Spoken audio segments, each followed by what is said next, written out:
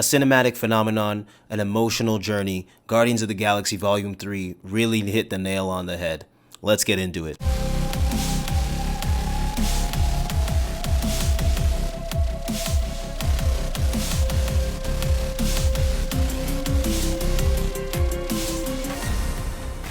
What's up everyone, welcome back to the channel for another review. Today I've got a splendid review planned out, and it is because this movie was so anticipated and I've just been waiting so long for it. And we finally saw it and I was very well pleased with it. Some returning cast members we have: Chris Pratt, Karen Gillan, Dave Bautista, Zoe Saldana, Palm Clementine, Bradley Cooper and Vin Diesel as Rocket and Groot, and some newer actors and actresses into the MCU for this movie. We have Chukwudi Imuji and Will Poulter. Many more people, but those are the main ones that we're going to be talking about. Overall, this movie was absolutely phenomenal, a beautiful spectacle to watch. The humor was on point, the cinematography was beautiful, a cinematic phenomenon as I said earlier, the emotional energy that went into this movie, the chemistry between the actors and actresses, how the story went, and everything, how it was just all planned out. The cinematography was beautiful. I didn't really have many issues with it aside from one major one, and that was the whole notion behind Adam Warlock. So in the comics is a little bit different how Adam Warlock comes to be as opposed to how in the MCU does it. So in the comics, Adam Warlock is created by Earth-based scientists who are called the Enclave. These individuals sought to make the perfect human being, and they sought to do it with Adam Warlock, but they refer to him as him in the beginning, in the comics. And throughout the comic book journey, Adam Warlock even has the power of an Infinity Stone. He is on the same level as Captain Marvel and Thanos, and he is a big gun in the Marvel comics. So I was heavily excited to see him coming into the MCU finally. Well, I was just slightly disappointed because he was very underutilized in my opinion. I won't go into detail, I won't give you any spoilers, but I will say that the hype behind Adam Warlock coming into the MCU finally, I thought that he would have been a major part of the movie, and unfortunately I wish there was a lot more of him because it was scarce.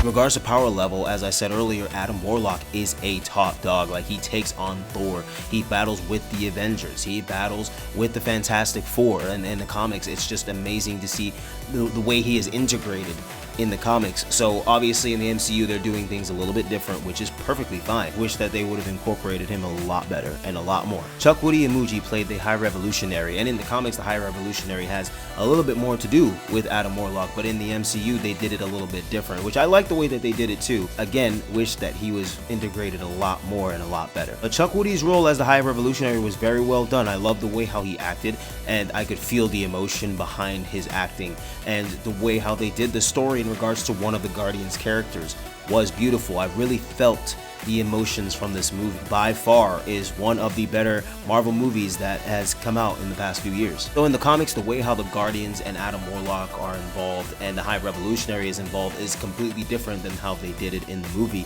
But I love the way that James Gunn directed this and the direction that he is taking Phase 5, because we will not see this same lineup of Guardians again, which is very sad. The way how the movie plays into it, it's sad, but it is a satisfying way to, you know, part ways with some members of the current Guardians cast. I have to give applause to the directing team and the casting team and the writers for how well of a job they did with this. It is by no means a perfect movie, but for a MCU movie, especially with how some MCU projects that have come out haven't been the best in the past few years, this one is just overall amazing, not just for the action and the plot and this and that. No, this movie really tapped at your heartstrings and also made you think too. The way how one of the characters on the Guardians came to be, in essence, they dive more into that, and that's what us fans wanted to know, how the MCU would do this, and the way how it was done was beautiful. I had never felt so much in one of these Guardians movies as I did in this movie. Guardians of the Galaxy Volume 3 definitely embodied the first Guardians of the Galaxy movie. The second one, Volume 2, was not my favorite at all. I didn't really enjoy it that much. There were funny moments, but sometimes the jokes were just too much. In the first Guardians movie, the jokes were kind of unexpected and few and far between, but they were spot on. Same thing here in Volume 3. They didn't force anything, really, in my opinion. The jokes landed perfectly. Everything was well timed. The line delivery was beautiful. The way that they conveyed emotions in certain parts of the movie, where sometimes, yeah, there was a funny moment, but there's times where you could tell that it was supposed to also be a serious moment, and there were times that I was just conflicted in my feelings, you know, and that's what I want with a movie. I want it to grip me. I want it to make it seem like a 2.5 hour long movie is only an hour long. It's a 2.5 hour long movie, and I honestly was like, oh wow, it's over already? Like, damn, this is crazy.